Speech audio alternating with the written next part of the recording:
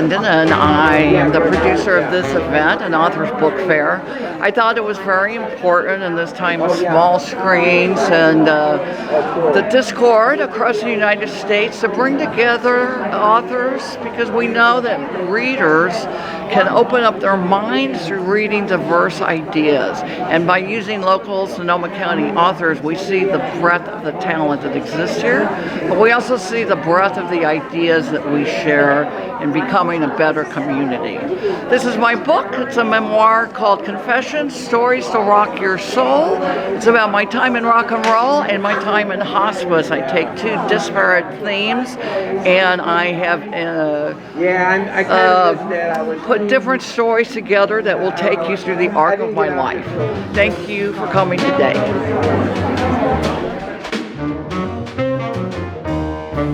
Waits Taylor Jr., and he is not only an author, but he's a publisher. He's the owner of McCall Books that has published about 55 volumes from 35 authors. And why don't you tell us about your books today? Pick one and just tell us about one. All right, let's talk about our southern home. This is a book that's a mix of memoir and history. And it tells the story. The memoir part is Clarence Norris, one of the Scottsboro boys, Rosa Parks, and my father, who was involved in the Scottsboro boys cases. So their life stories in this book are the thread that wrap around the historical events that happened with the Scottsboro boy cases, Rosa Parks and the Montgomery bus boycott, and Clarence Norris, of course, and the Scottsboro boys, and my father's part in that too. So what an interesting way to approach a memoir, by entwining, historical events and three characters from these historical events, and you made it into such a good memoir. Yeah, and it's been very well received. It won a silver medal from the Independent Publishers Group. It's been my best-selling book. It's sold thousands, and it continues to sell after 10 years of publication. Well, Wade, you've done a lot to really help local Sonoma County authors through McCall Books and through your encouragement, and I'm just pleased as punch that you participated in today. Well, I'm pleased as punch to be here. Thank you, Miss Nadine, and thank you.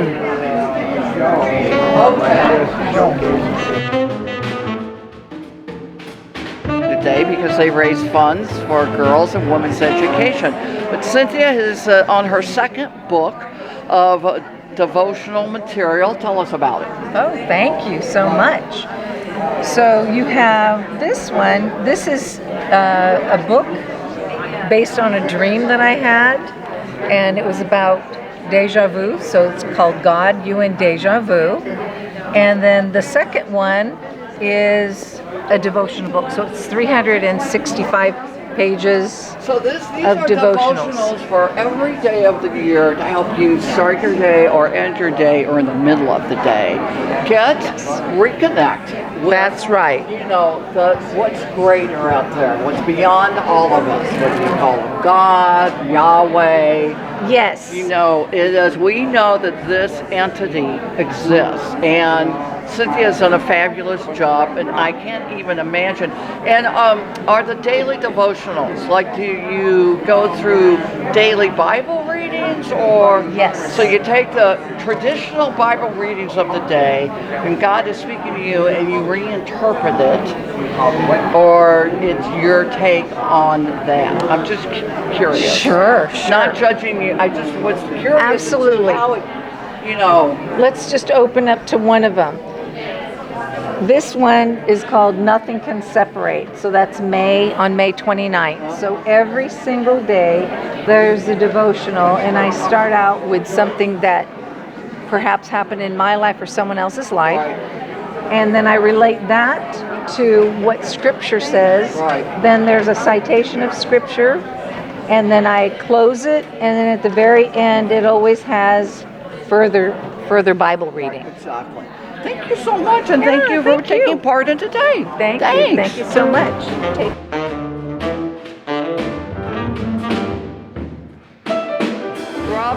Gabbard is a poet, and this is her latest book, Diary of a Mad Poet. Why don't you tell us a little bit about this? Hi, this is Diary of a Mad Poet.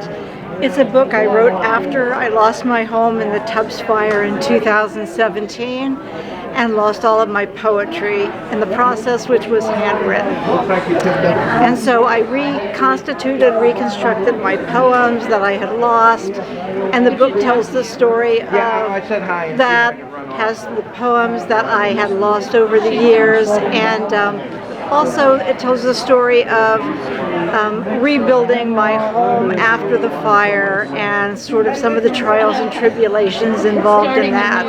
I know that it's about rebuilding after a fire, but really what it sounds like, I mean, I think that your themes speak to, you know, the challenges of life, and that how we always have to pick ourselves up and to rebuild ourselves. And it looks like you've done this so beautifully through your poetry.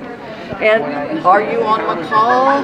I am on McCall Books. I'm published by Waits at McCall. Great. And had a wonderful experience working with a local publisher. Yeah. It's just fantastic. Thank you so much for being part of today. And also,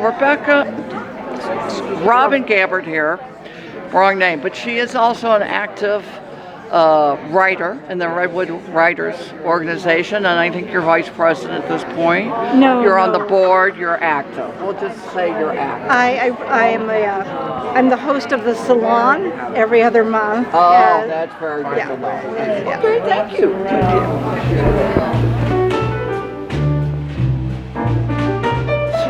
Yes. We just wanted to ask you about your book. Why don't you tell us about your book? Great. End of the Road. The End of the Roads is a story of a civil engineer in the 20th century. He builds the infrastructure that enabled California to be what it is today.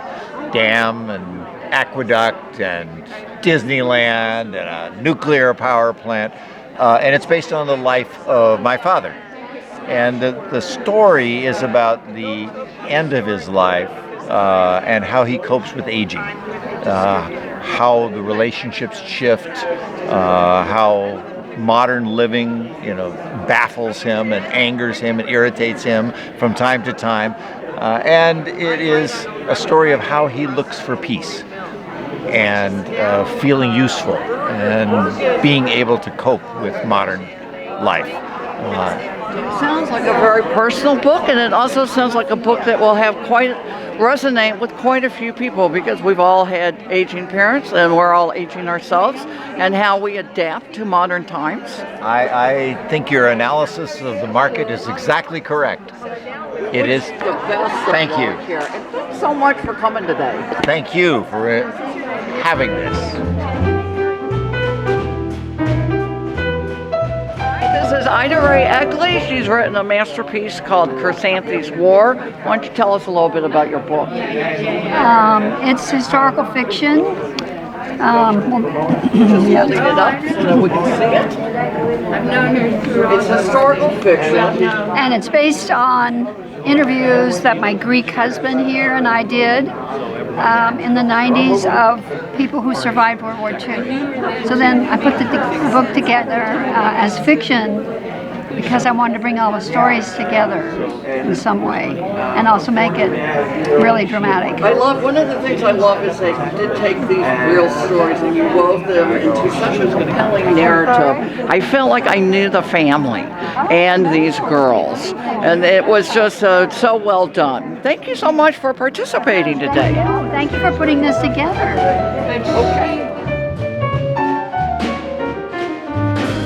Okay, so we have Frederick Weisel, and he's a well-known local author who has written a series of books.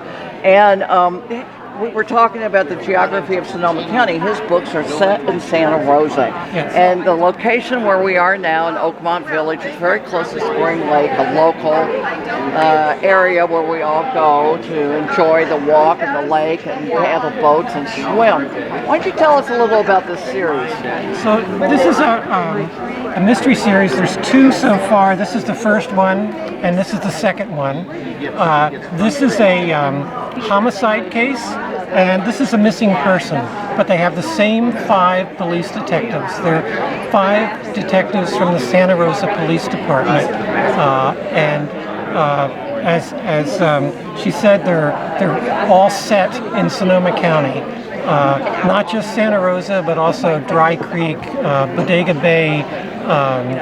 The width and breadth of Sonoma County, from Healdsburg and Cloverdale all the way to Petaluma, Sonoma, from the coast to the mountains. Yeah, so if you live in Sonoma County, you would recognize a lot of the locations. They are very fast-paced. I've had people tell me they just read them in 2 days. And they are character-oriented. So they're very much about the characters of the detectives. And you get to know the detectives and you follow their own lives, not just the crimes. Thank you so much for being part of today. Thank you. Hi, we're here with author from the town of Sonoma in Sonoma County, and it's B. Peyton Settles, and she's written several books with the same character. Why don't you tell us about your books? Yes. This is the first of a 2-book series, Accidental Target. It's a mystery set in San Rafael. The main character is a young woman who takes a job at a detective agency, a Hispanic detective agency, so that she can support her grandmother. And she gets quickly involved in a murder, and she has a hard time blending into the Hispanic community. And so there's humor and also a lot of characters who are both funny and heartwarming. So. Is this set in Petaluma? No, this one is set in San Rafael. Okay, so this is Petaluma. Okay, because I know you have several. Yeah. And this is great to see. You're a very prolific author, and that is fabulous to see this whole gathering of wonderful Sonoma County authors. Thank you so much for being here today. Thank you. Oh, here we are at this beautiful display with Rebecca Rosenberg, who has written several interesting books. Her most recent one is Champagne Widows. Why don't you tell us about the book? Okay. Champagne Widows is about the first widow, the first woman who ever created champagne in the 1800s, and she had to fight pandemics and wars and sexism and mental illness and Napoleon himself in order to create champagne. Wow, thank you so much. And thank you so much for being part of today. Rebecca lives in Kenwood. Yeah, in Kenwood. And so she's a local author. She's done these other books on Charmian London. And I see Gold Digger, which is... I have Gold Digger, which is about, I write about all real women who have a story that hasn't been told. And this is Baby Doe Tabor. She's a 24-year-old woman who came west for a gold mine.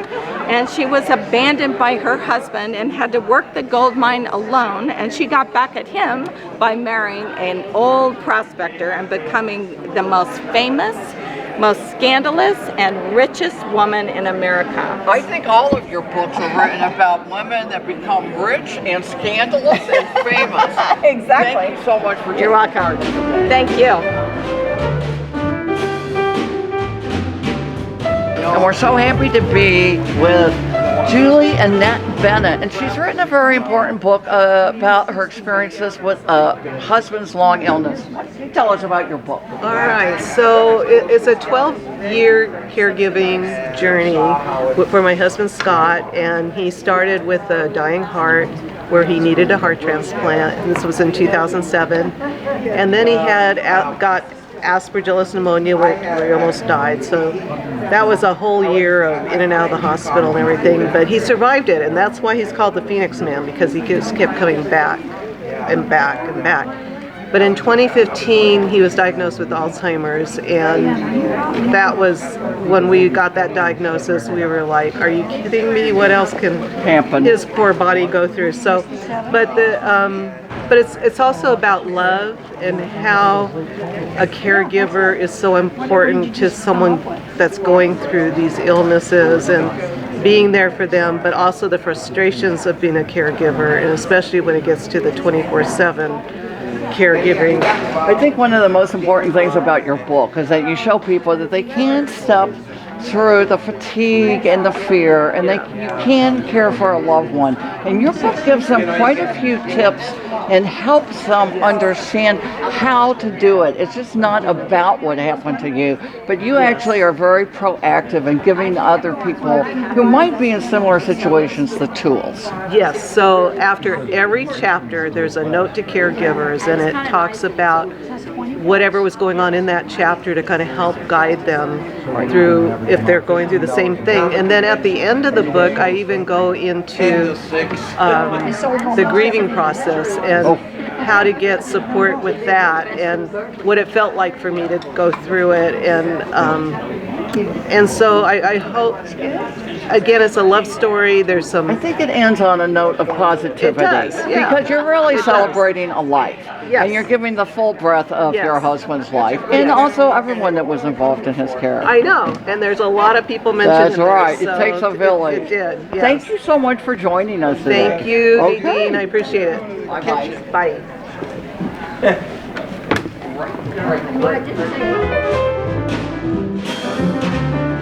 Hi, this is Mark Tate. He has written 2 novels that are set in the Russian River area. Mark, why don't you tell us about them? Sure.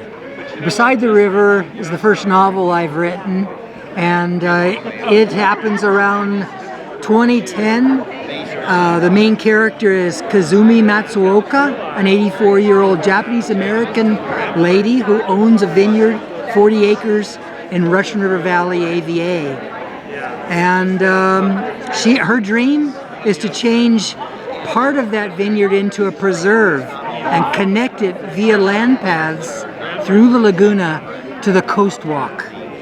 Well, so it just sounds fascinating. I can't get into this now because I love the point of your stories and the location of your stories.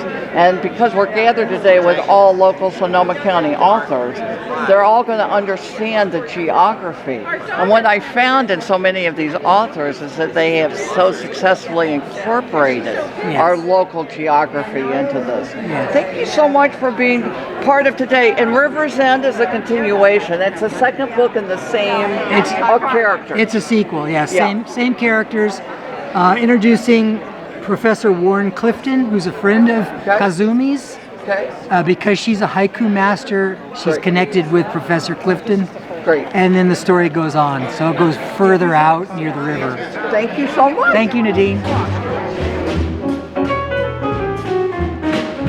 We are talking to Janie Sloan, who has written yet another fabulous true story historical book on, she was a World War II photographer. Tell us about the book. Well, it is historically accurate, and it is about 127 women war correspondents. Some went behind enemy lines and were arrested by our army because it was against the law. However, the male correspondents were allowed to go. And this 460-page book covers 1938 to 46. And it is about the 127 women war correspondents. But I rolled them all into first person, into one character to bring you in the time frame. And it has about 50 photographs in it and a bibliography. It sounds like you put a lot of time and effort into this, and you have written other true story books on historical figures that are underreported, underrepresented, mainly women. I write about women because they've been left out of history. Thank you so much. And thank you, Nadine, Thank you for for all participating. your work. We're getting a good crowd. I think so too.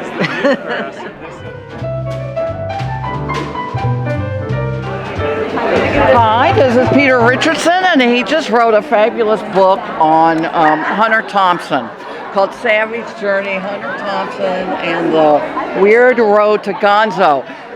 Tell us why you wrote the book. I wrote the book because I've always been fascinated by Hunter Thompson's voice, and not only his published writing, but his correspondence, his wit, his audacity. Same reasons a lot of people are attracted to Hunter Thompson, but I also thought that there was another story about him, less well known, about how he came to write the things that he wrote and how much he kind of struggled with it. I mean, in addition to the kind of swaggering party animal, there was also a kind of struggling writer, and I found that just as interesting as his persona. And I think that's why your book's getting so well reviewed in places like the Wall Street Journal and the Washington Post, because it really is a literary book about his literary formation, not the wild and crazy Hunter, but the writer Hunter, and how he did kind of start a new form of journalism literature. He really did. I mean, there was so much improvisation and innovation. And he never sat down and said, I'm going to create gonzo journalism today. It wasn't really a conscious project with a specific goal.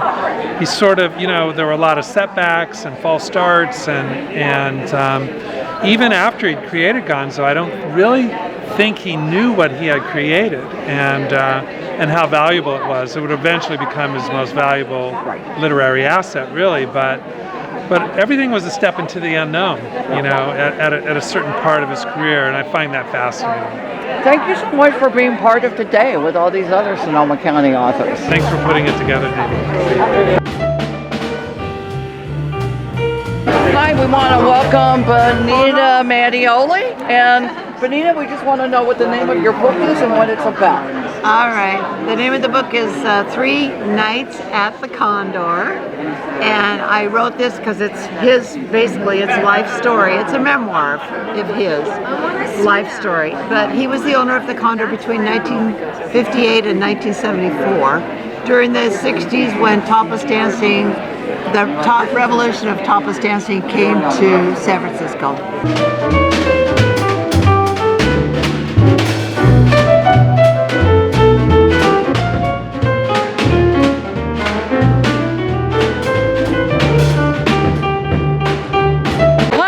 So now we're back with Brian R. Martins, and he is a writer of haiku and poetry, and he does a poetry and music slam or open mic speakeasy event in downtown Santa Rosa.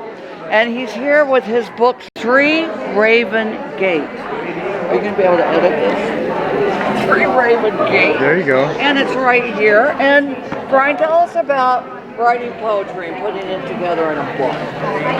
Well, this is my first book, so it was. I started writing haiku because I learned it from Angeles Arian.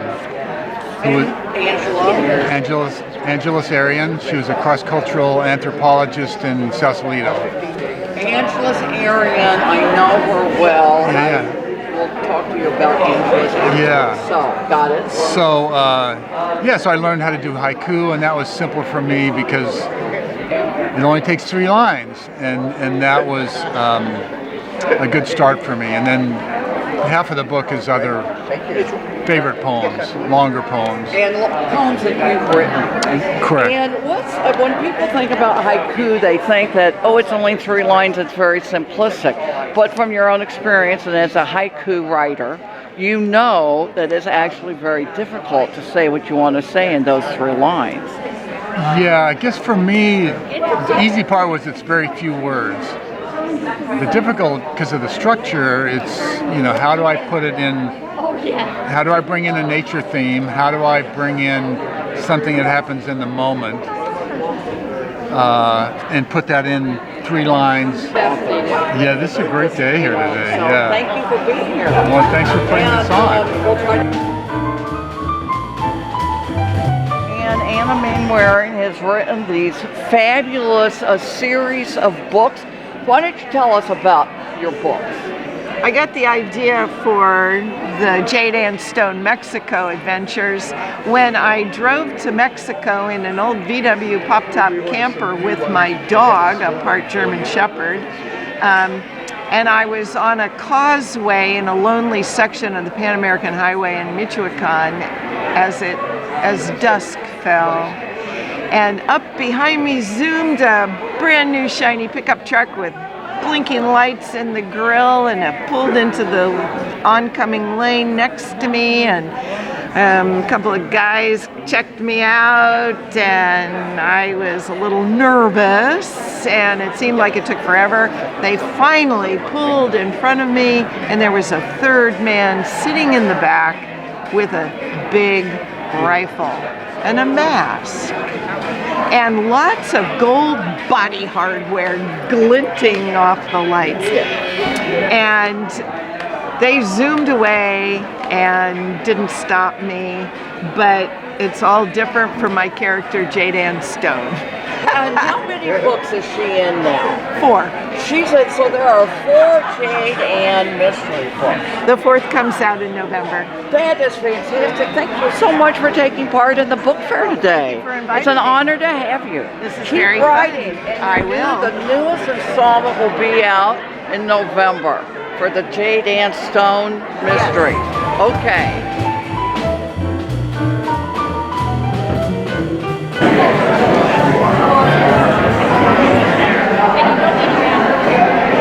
Hi, I'm Arnold Levine, and I'm the author of this book, banned by the BBC, How I Became a Radio Pirate. Why did you write this book? Well, I felt it was a story that needed to be told. Not many people knew about the struggle for free speech in England. And don't you think that relates to what's going on around the world today and in America today? Absolutely. Free speech is all we've got. If we don't have that, we have nothing else. And so I think this gives another view of how important free speech is. Thank you so much for being part of this local community authors event. Thank you for staging it.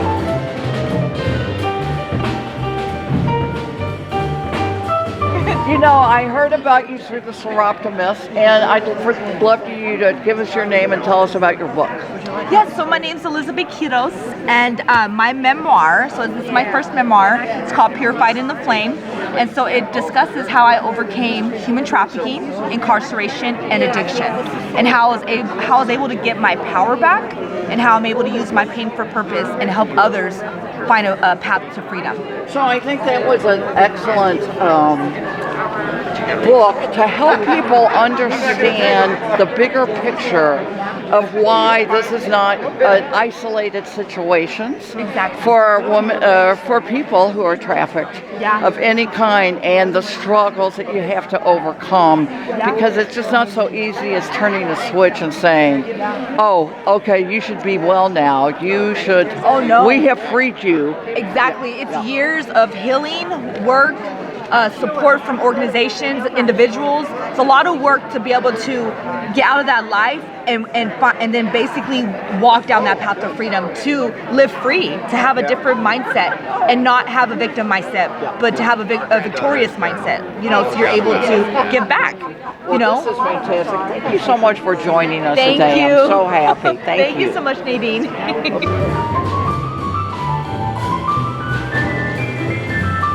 So now we're sitting here with Tom Martins. And Tom, why don't you tell us a little bit about your book and hold it up so we can see the title. Who Am I Now? This is my book, Who Am I Now? And I wrote this as a suggestion of my daughter. She said, "Dad, put down your story, put down the many things you've done in your life for her children and for my grandchildren." And I started at the beginning of 2020, pandemic hit, so I go back and forth in this book from the present to my past and the present socio-political condition. As crazy as it was, I had so much to write about. and I finished at the end of the year of 2020. So it's a chronology of the situation that we had during the pandemic, and it's a lot of interesting stories about my past. Thank you so much, and thank you for all your help today, and thank you for coming and joining us. You're welcome. Perfect.